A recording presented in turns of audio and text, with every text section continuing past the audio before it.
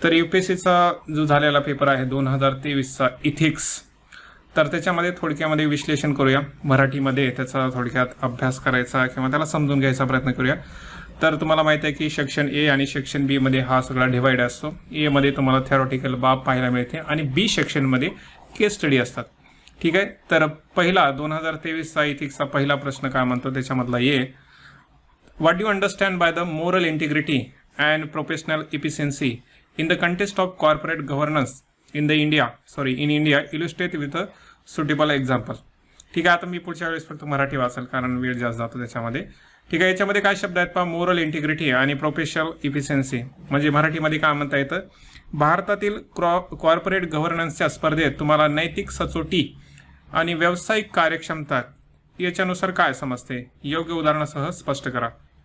काय शब्द आहेत, नैतिक सचोटी आणि व्यावसायिक कार्यक्षमता. आता याच्याविषयी जर तुम्हाला माहित असेल तर मग तुम्हाला उत्तर लिहिता येते, अन्यथा मग तुम्ही कुठेतरी अडकून पडता. आणि ते पण कसं लिहायचे पहा की हे कॉर्पोरेट गव्हर्नन्सच्या दृष्टिकोनातून. ओके. आणि उदाहरणं द्यायचे. लक्षात ठेवा की हा नैतिक सचोटी आणि व्यावसायिक कार्यक्षमता हे तर तुम्ही ऐकलं असाल की प्रोफेशनल इफिशियन्सी ओके लिहित आहेत त्याच्यामध्ये की कार्यक्षमता कशा प्रकारे केलं पाहिजे. ठीक आहे. परंतु हे नैतिक सचोटी, मोरल इंटिग्रिटी पहा, मोरल हा शब्द आला की समजायचं की ते आंतरिक बाब आहे. इथिक्स हा शब्द आला की बाह्य बाब आहे. तर हा सचोटी एक शब्द आहे, त्याच्यामध्ये इंटिग्रिटी किंवा प्रामाणिकपणा, अखंडता वगैरे आपण म्हणतो. ठीक आहे. तर त्यांनी तसा प्रश्न विचारला पहा, भारतातील कॉर्पोरेट गव्हर्नन्सच्या स्पर्धेत तुम्हाला नैतिक सचोटी आणि व्यावसायिक कार्यक्षमता याच्यानुसार काय समजतं, तर त्याचं योग्य उदाहरणासह स्पष्ट करा. म्हणजे इथं सचोटी आणि व्यावसायिक कार्यक्षमता जर माहीत असेल तर उदाहरणासहित तुम्हाला लिहिता येतं. काय आहे, कसं आहे हे तुम्हाला असं डिवाइड करत चालावं लागेल, म्हणजे प्रत्येक पेपरचं नेमकं त्याच्यामध्ये काय काय वर्डिंग येते. तर हा एक म्हणजे तुम्ही ज्याने अभ्यास करता त्यांना माहीत असतं की नैतिक सचोटी म्हणजे काय. जरी माहीत नसेल तर मोरल आणि इंटिग्रिटीला जर तुम्ही डिवाइड केला तरी पण तुमचा त्याचा अर्थ कळतो आणि मग कॉर्पोरेट गव्हर्नन्सनुसार त्याचा कसा वापर करता येतं हे पण कळतं. तर हा पहिला प्रश्न आहे. त्याच्यानंतर पहिल्यामधला बी पहा, मी डायरेक्ट आता इंग्रजीनं वाचताय, आपलं डायरेक्ट मराठी वाचतो. आंतरराष्ट्रीय मदत हा संसाधन अभावग्रस्त राष्ट्रांना मदत करण्याचा एक स्वीकृत प्रकार आहे. समकालीन आंतरराष्ट्रीय मदतीतील नैतिकता यावर टिप्पणी करा आणि तुमच्या उत्तराला योग्य उदाहरणासह स्पष्ट करा. ठीक आहे. म्हणजे त्यांनी काय म्हणतात पहा, आंतरराष्ट्रीय जी मदत दिली जाते कुणाला पहा की जे संसाधन अभावग्रस्त राष्ट्र आहे, ज्यांच्याकडे काय आहे म्हणजे रिसोर्सेस नाही त्यांच्याकडे, तर त्यांना मदत करणं हे एक म्हणजे ठीक आहे, म्हणजे एक प्रकार मानला जातो. आंतरराष्ट्रीय मदत म्हणजे की ज्यांच्याकडे काहीच नाही त्यांना मदत करणं. तर ते काय म्हणतात पहा की समकालीन म्हणजे सध्याच्या काळी आंतरराष्ट्रीय मदतीतील नैतिकता यावर टिप्पणी करा आणि तुमच्या उत्तराला योग्य उदाहरणासह स्पष्ट करा. जसं की आता युक्रेनचं युद्ध आहे किंवा आफ्रिका खंडामध्ये बऱ्याच गोष्टी तुम्हाला पाहायला मिळतात. तर तिथं जी मदत केली जाते त्याच्याविषयी बोला असं त्यांनी म्हटलेलं आहे ना. आणि तेच बोलत असताना तुम्हाला काय करायचे पहा, उदाहरणासह स्पष्ट करायचे. म्हणजे उत्तरामध्ये नैतिकता दिसली पाहिजे. नैतिकता ओके, आंतरराष्ट्रीय स्तरावरची नैतिकता म्हणजे हा प्रश्न इंटरनॅशनल एथिक्समध्ये तुम्हाला पाहायला मिळतो. बोलत असताना सकारात्मकच असावं तुमचं बोलणं लिहिताना. मग त्याच्यानंतर पुढचा आहे पहा, प्रश्न पहिल्यामध्ये दोन पाहिले आपण, आता प्रश्न दुसरा. त्याच्यामध्ये काय म्हणते ए मध्ये, भ्रष्टाचार हे समाजातील मूलभूत मूल्याच्या अपयशाचे प्रकटीकरण आहे. शब्द काय, भ्रष्टाचार. पहा, भ्रष्टाचार हा प्रश्न तुम्ही जर मागील प्रश्नपत्रिका पाहिलं तर दरवर्षी प्रश्न येतो भ्रष्टाचाराविषयी. ते असंच विचारतात पहा, कुठं तर मग ते प्रशासनाला धरून विचारतील किंवा समाजाला धरून विचारतील किंवा मूल्याला धरून विचारतील, परंतु भ्रष्टाचार प्रश्न इथिक्समध्ये रिपिटेशन असतोच त्याच्यामध्ये. तर इथं काय म्हणतात पहा की भ्रष्टाचार हे समाजातील मूलभूत मूल्याच्या अपयशाचे प्रकटीकरण आहे. म्हणजे समाजामध्ये मूलभूत मूल्याचं कुठेतरी कमीपणा पाहायला मिळते म्हणून हा भ्रष्टाचार वाढत आहे असं त्यांनी म्हटलेलं आहे. मग तुम्ही त्याला उदाहरण देऊ शकता की मग जे अधिकारी आहेत किंवा कुठल्या बी ह्याच्यामध्ये तुम्ही म्हणू शकता की मूल्याचं जरा कमतरता भासत आहे ना. जसं की आपण समाजामध्ये म्हणतो की म्हणजे स्वार्थी किंवा लालचीपणा म्हणजे वाईट असतो असं म्हणतात, तरी पण लोक करतात. म्हणजे काय की समाजातलं जे मूल्य आहे त्याचा कमी प्रभाव पडतोय म्हणून असं कुठेतरी हे भ्रष्टाचार होते. तुमच्या मते समाजातील मूळ मूल्य वाढवण्यासाठी कोणते प्रमुख उपाय अवलंबले जाऊ शकतात? ठीक आहे. म्हणजे काय म्हणतात तर समाजातले जे मूल्य कमी झाले त्यासाठी तुम्हाला काय करता येतं, तर तुम्ही म्हणा की शिक्षणामध्ये असं करता येतं, समाजामध्ये जागरूकता वगैरे किंवा योजना करत असताना म्हणजे तुम्हाला जेवढं आठवतं त्याच्यामध्ये पाहायला मिळतं. परंतु इथं भ्रष्टाचार सामाजिक मूल्य कोणकोणती असतात आणि ती कोणती मूल्ये की ज्याच्यामुळे हे भ्रष्टाचार वाढत चाललाय आणि ते वाढवण्यासाठी तुम्हाला काय करता येईल ते 150 शब्दात आणि 10 गुणाला. Challenging task. पुढचा पहा, in the context of work environment. ठीक आहे, आपण मराठीत वाचायचं ठरवलं येतं ना. कामाच्या वातावरणाच्या स्पर्धेत जबरदस्ती आणि अनावश्यक प्रभाव यातील फरक करा आणि योग्य उदाहरणासह स्पष्ट करा. म्हणजे जे तुम्ही एखाद्या ऑफिसमध्ये कामाला गेला तर तिथं तुमच्यावर काय केले जाते, म्हणजे एखादं काम जबरदस्तीनं किंवा एक अनावश्यक प्रभाव, हे केलंच पाहिजे, असं केलं पाहिजे, तर याच्यामधला फरक स्पष्ट करा असं त्यांनी म्हटलेलं आहे. तर तुम्ही ऑफिसमध्ये जर काम करत असाल तर तुम्हाला पाहायला मिळतं की प्रेशर देतात ते, आणि कधी कधी असं असतं की दुसऱ्याच्या ह्याच्यामुळं की ते तसं करतात म्हणून तुम्हाला करावं लागतं, अनावश्यक प्रभाव. तर याच्यातला फरक स्पष्ट करा म्हणतात पा. या प्रभावामुळे म्हणजे मे बी वर्क कल्चरमध्ये फरक पडतो, तर त्याच्यामुळे त्यांनी प्रश्न विचारलाय, तर तो तुम्हाला योग्य उदाहरणासह स्पष्ट करायचं. तर त्यांनी शब्द वापरलेच पाहिजे. हे शब्द जरी म्हणजे बऱ्याच वेळा असं असतं की हिंदीमध्ये किंवा इंग्लिशमध्ये समजत नाही, तर त्याला म्हणजे दोघीला एकत्र करून समजून घेण्याचा प्रयत्न करा. कधी कधी असं होतं की हिंदी बी समजत नाही आणि मग इंग्रजी पण समजत नाही, तर त्यावेळेस थोडंसं मग विचार करायचं की याला म्हणजे कसं करता येईल की हिंदी आणि इंग्रजी मिक्स करून समजून घ्या, काहीतरी करा. ओके, तर तसं. त्याच्यानंतर तिसरा प्रश्न पहा यावर्षी आलेला 2023ला.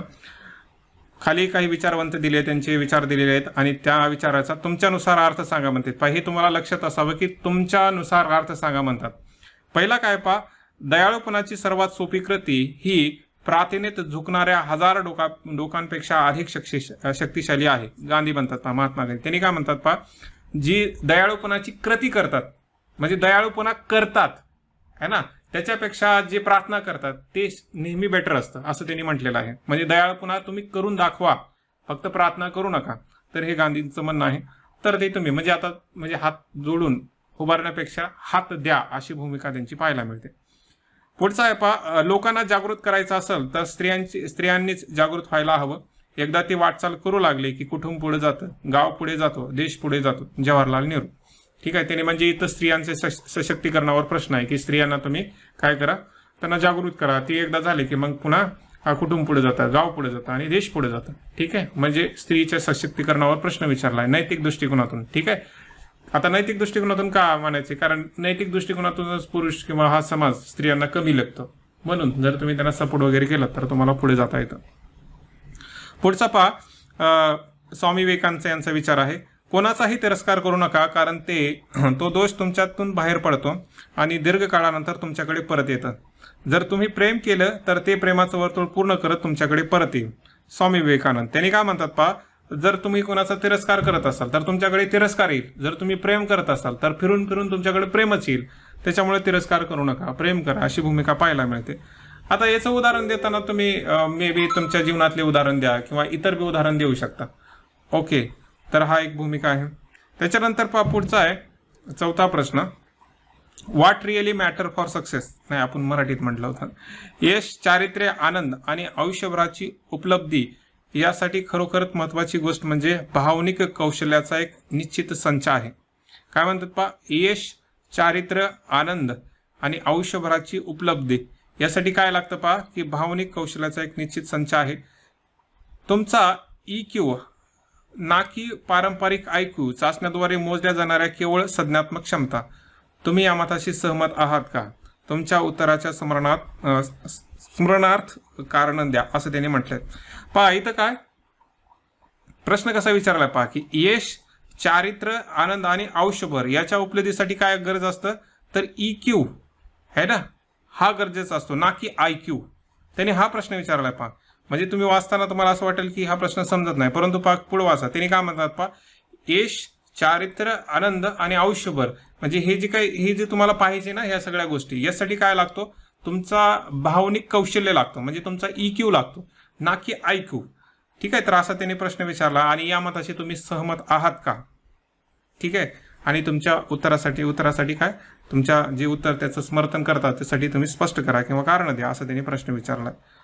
पुढचा प्रश्न आहे पहा, की योग्य उदाहरणासह नैतिक अंतर्ज्ञान आणि नैतिक तर्क याच्यामध्ये वेगळे पण करा किंवा वेगळे करा. योग्य उदाहरणासाठी या दोघाला वेगळे करा म्हणजे नैतिक अंतर्ज्ञान आणि नैतिक तर्क.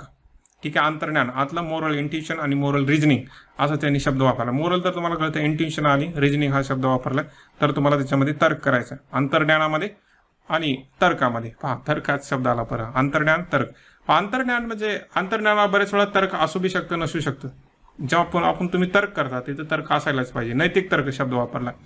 ओके, तर हा झाला चौथा प्रश्न. ओके, पुढचा प्रश्न पहा, नैतिक निर्णय घेण्याच्या संदर्भात कायदे, नियम आणि अधिनियम यांच्या तुलनेत विवेक अधिक विश्वासार्ह मार्गदर्शक आहे का? चर्चा करा म्हणते पहा. नैतिक निर्णय घेण्याच्या संदर्भामध्ये कायदे, नियम, अधिनियम ह्याच्यावर प्रश्न अगोदरच विचारलेत. कायदे, नियम, अधिनियम याच्या म्हणजे नैतिक निर्णय घेत असताना कायदे, नियम, अधिनियम याच्यापेक्षा तुमचा विवेक हा जास्त मार्गदर्शक आहे का, असं त्यांनी प्रश्न विचारला.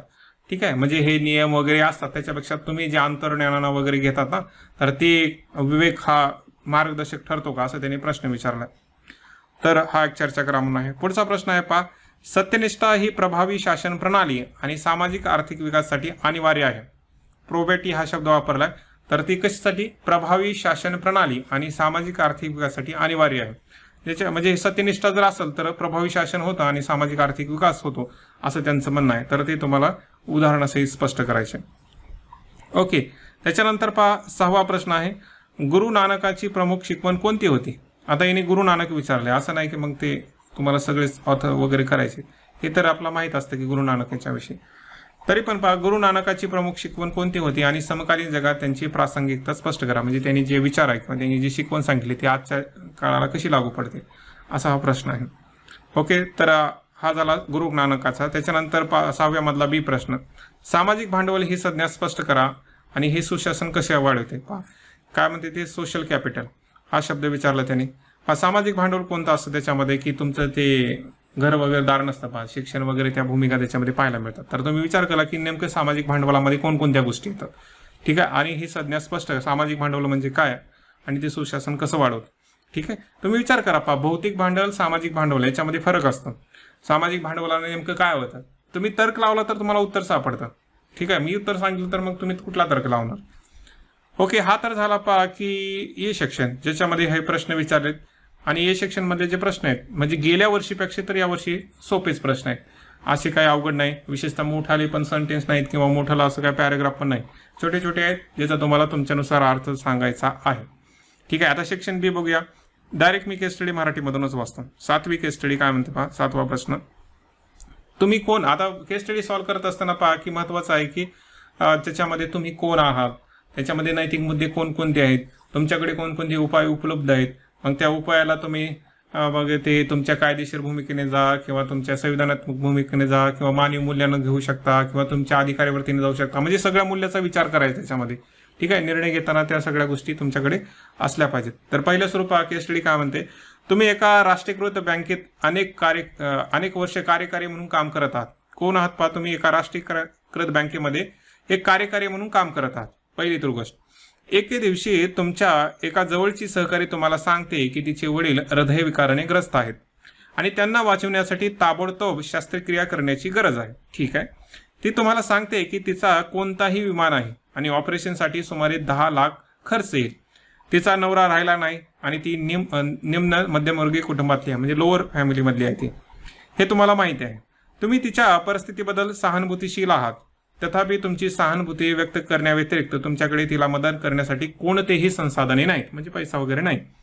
काही आठवड्यानंतर तुम्ही तिला तिच्या वडिलांच्या आरोग्याबद्दल विचारता आणि ती तुम्हाला त्याच्या यशस्वी शस्त्रक्रियेबद्दल आणि ते बरे होत असल्याची माहिती देते. ओके, तुम्ही त्यांना परत विचारलात आणि ती सांगते की हां वडील बरे होत आहेत. ते पुढं तुम्हाला गुप्तपणे सांगते की एका दयाळू बँक मॅनेजरनं गोपनीयता आणि लवकरात लवकर परतफेड करण्याच्या अटीवर ऑपरेशनसाठी पैसे देण्यासाठी एका निष्क्रिय खात्यातून 10 लाखाची सोय केली होती. तिने आधीच ते परत करणे सुरू केले आहे आणि ते सर्व परत होईपर्यंत ती रक्कम भरत राहील.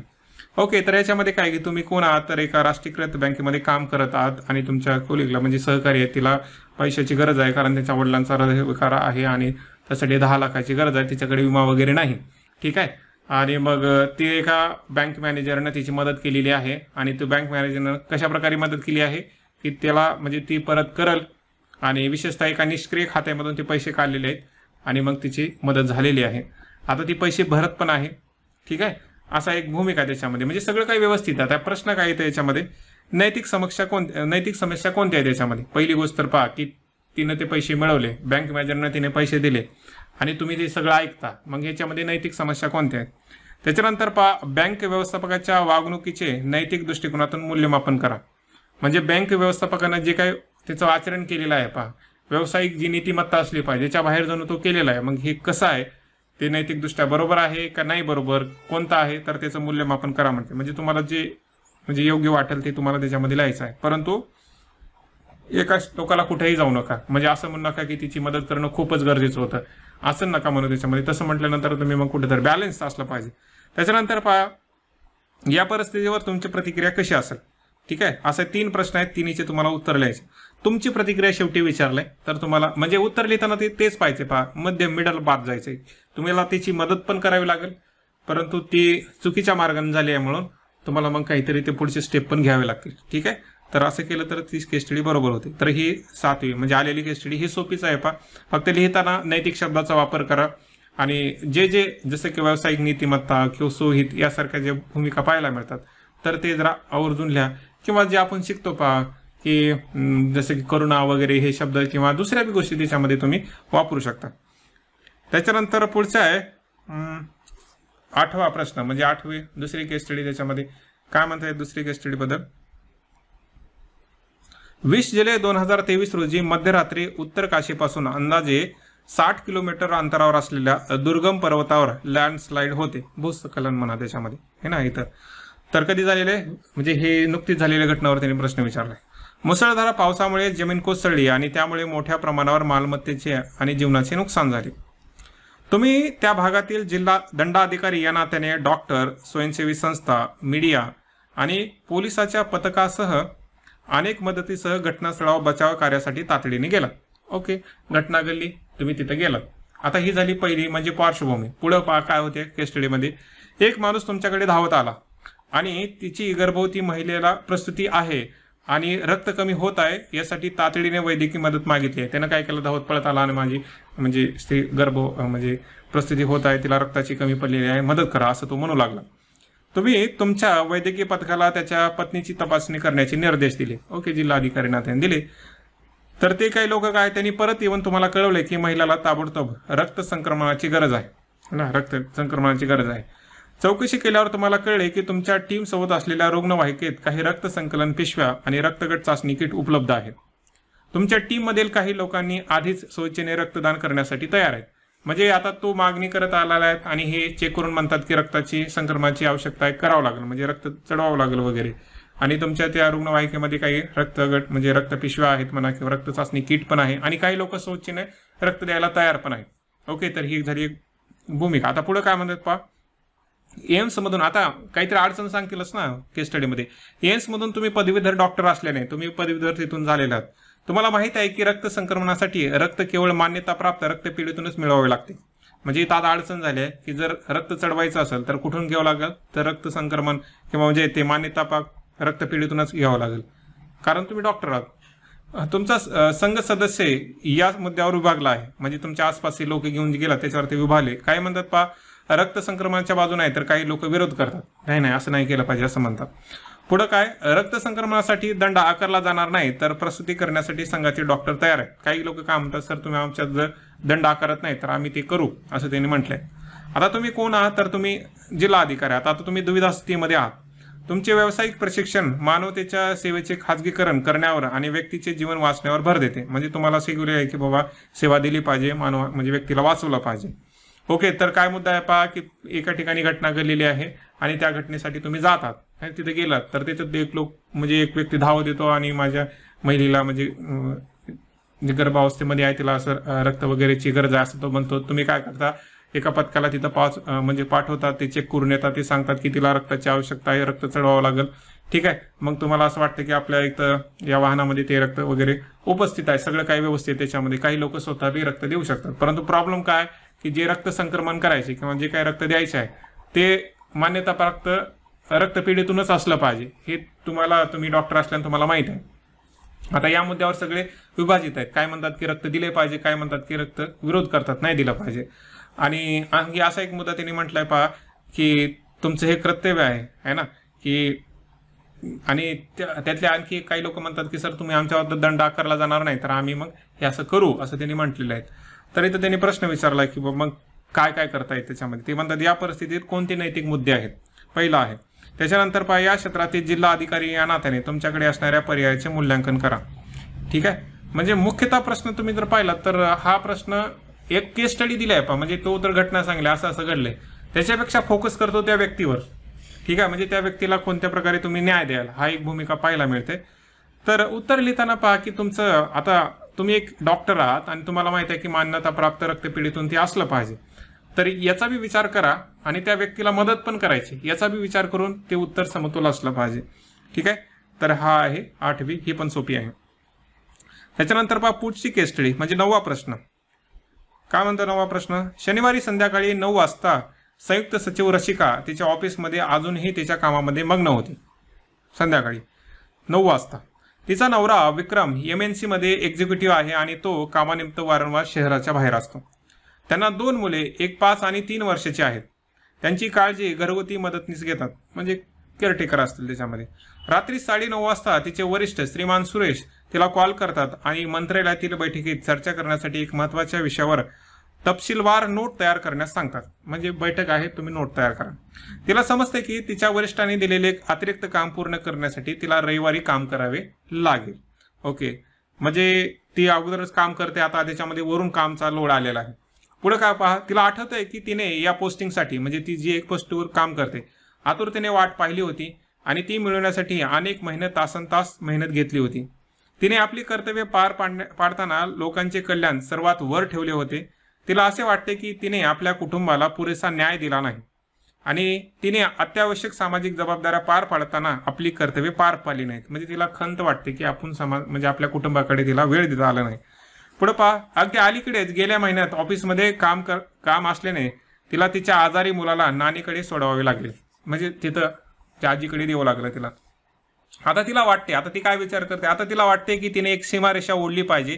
तिच्या व्यावसायिक जबाबदारीपेक्षा तिच्या वैयक्तिक आयुष्याला प्राधान्य दिले पाहिजे.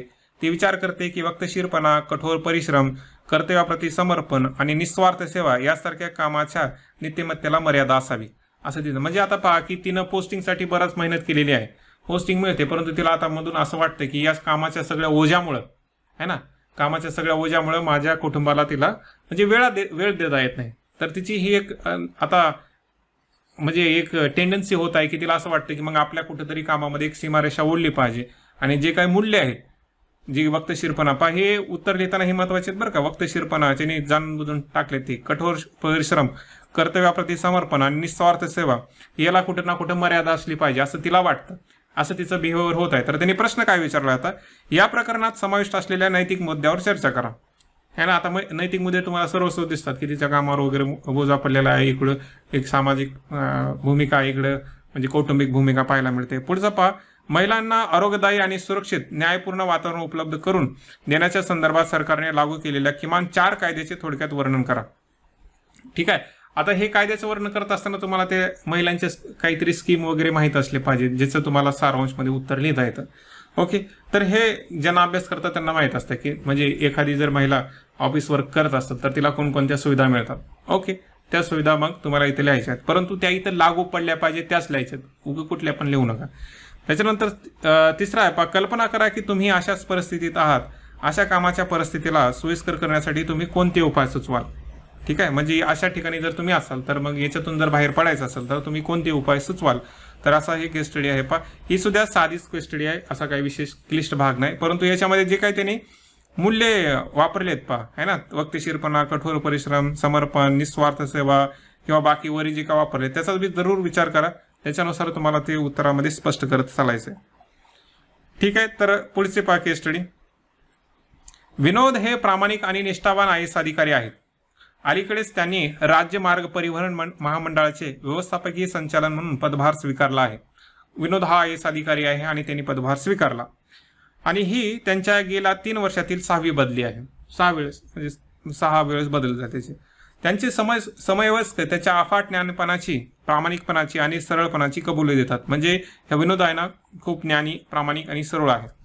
त्याच्यानंतर राज्य रस्ते वाहतूक महामंडळाचे अध्यक्ष एक शक्तिशाली राजकारणी आणि मुख्यमंत्र्याच्या अगदी जवळचे आहेत. तिथले जे अध्यक्ष आहेत, जिथे हा कामाला गेला तिथलं तो राजकारणी आहे, मुख्यमंत्र्याच्या जवळचा आहे. विनोदला कॉर्पोरेशनच्या अनेक कथित अनियमितता आणि आर्थिक बाबीमध्ये अध्यक्षाच्या मनमानीपणाची माहिती कळाली. म्हणजे हे जे का अध्यक्ष आहे तो मनमानीपणा करतो आर्थिक भूमिकेमध्ये. किंवा त्या घोटाळे काहीतरी करत असेल तर असं त्याला माहिती कळाली.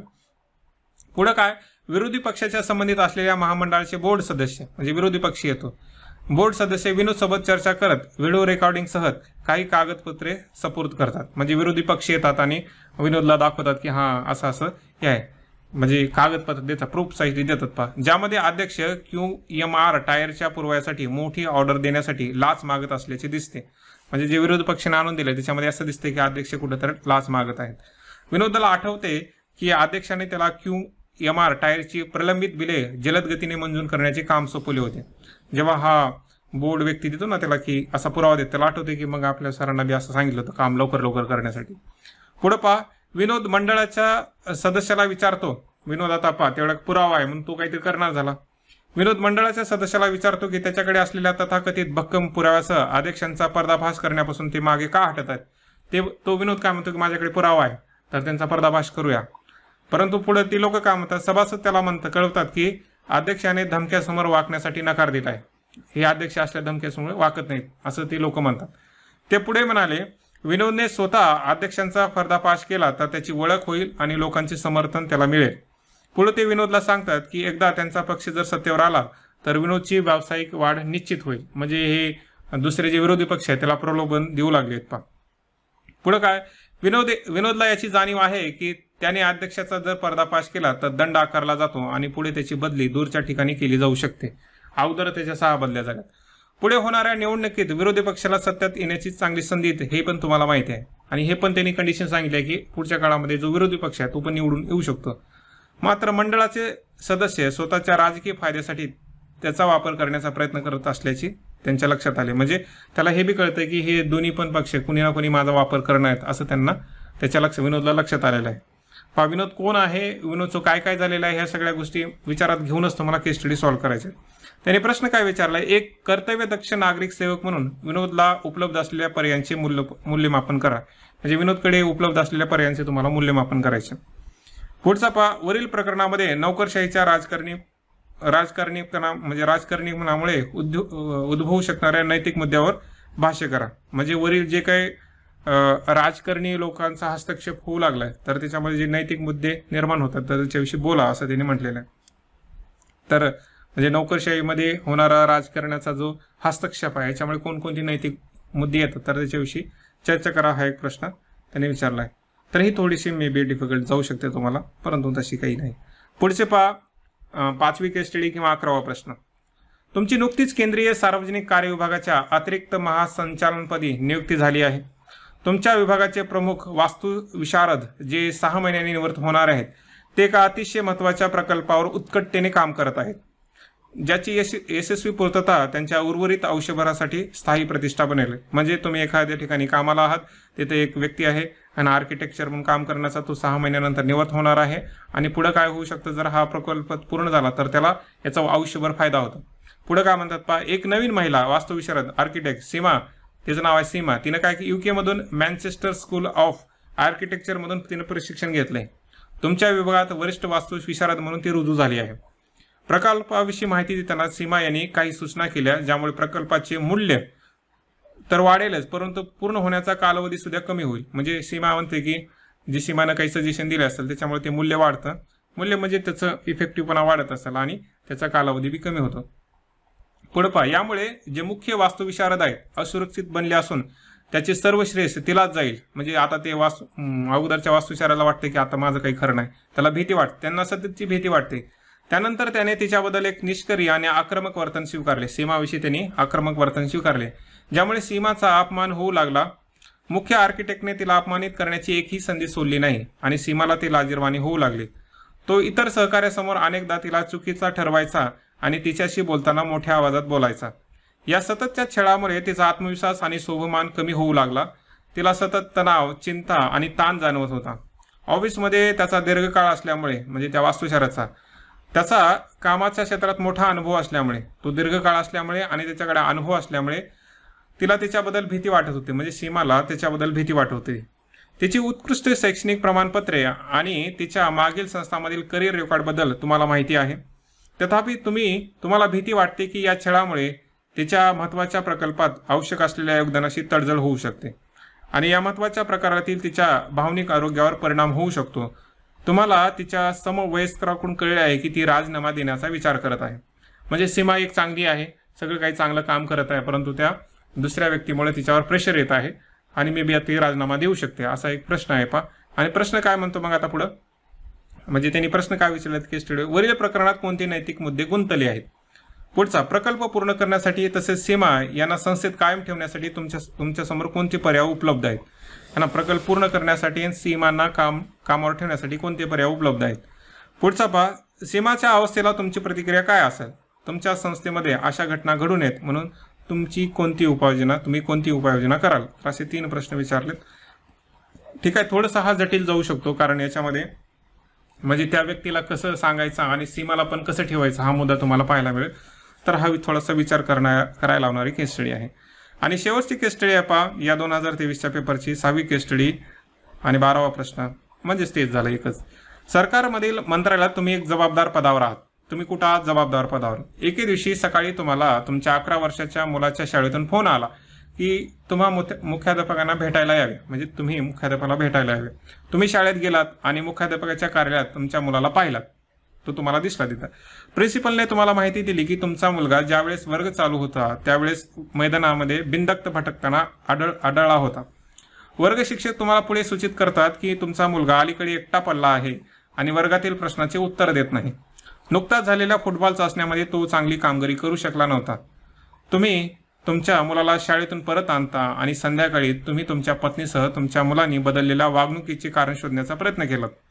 वारंवार बोलल्यानंतर तुमचा मुलगा सांगतो की मुले वर्गात तसेच विद्यार्थ्यांच्या व्हॉट्सअप ग्रुपमध्ये त्याला बुटका, मूर्ख आणि बेडूक म्हणून त्याची चेष्टा करतात.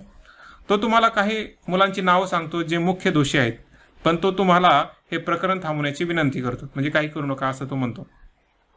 काही दिवसानंतर एका क्रीडा कार्यक्रमादरम्यान जिथं तुम्ही आणि तुमची पत्नी तुमच्या मुलाचा खेळ पाहण्यासाठी गेला होतात, तुमच्या एका सहकार्याने तुम्हाला एक व्हिडिओ दाखवला ज्यामध्ये विद्यार्थ्याने तुमच्या मुलाचे व्यंगचित्र काढले आहे. पुढे त्याने स्टँडवर बसलेल्या दोषी मुलाकडे इशारा केला, म्हणजे त्याच व्यक्तीनं इकडे बसले आहेत असं म्हटलं.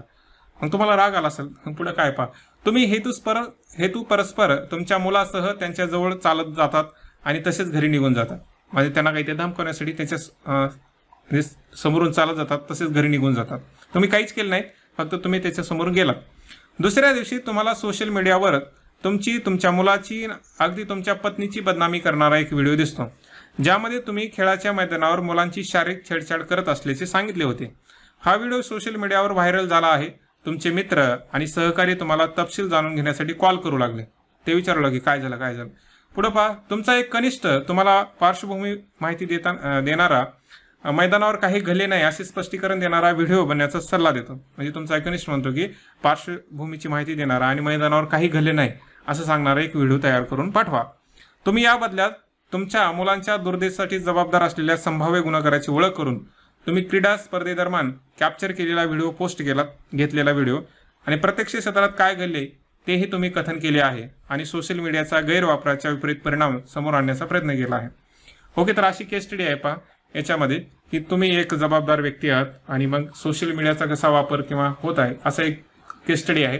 तर त्याच्यानुसार मग हा प्रश्न विचारला पहा, वरील घटना अभ्यासाचा आधार घेऊन सामाजिक माध्यमाच्या वापरामध्ये गुंतलेल्या नैतिक मुद्द्यामध्ये चर्चा करा. म्हणजे सोशल मीडियामध्ये जी काही नैतिक मुद्दे आहेत पण त्याच्याविषयी चर्चा करा म्हणते. आणि पुढचा प्रश्न आहे त्यांचा, तुमच्या कुटुंबाविरुद्धच्या खोट्या प्रचाराला तोंड देण्यासाठी तथ्याला समोर ठेवून सामाजिक माध्यमाच्या वापराबद्दल साधक बाधक चर्चा करा. म्हणजे त्यांचे चांगले पॉईंट आणि वाईट पॉईंट या दोन्ही गोष्टी सांगा. म्हणजे सोशल मीडियाचा ज्या प्रकारचा वापर होत आहे त्याचं तथ्य समोर ठेवून त्याचे चांगले आणि वाईट पॉईंट सांगा आणि साधक बाधक चर्चा करा असा एक मुद्दा आहे. तर ही 6वी केस स्टडी होती पहा. तर याच्यामध्ये म्हणजे मुख्यतः 3 केस स्टडी तुम्हाला सोप्या सापडतील, 3 ते 4, 2 तर थोड्याशा कठीण पाहायला मिळतात.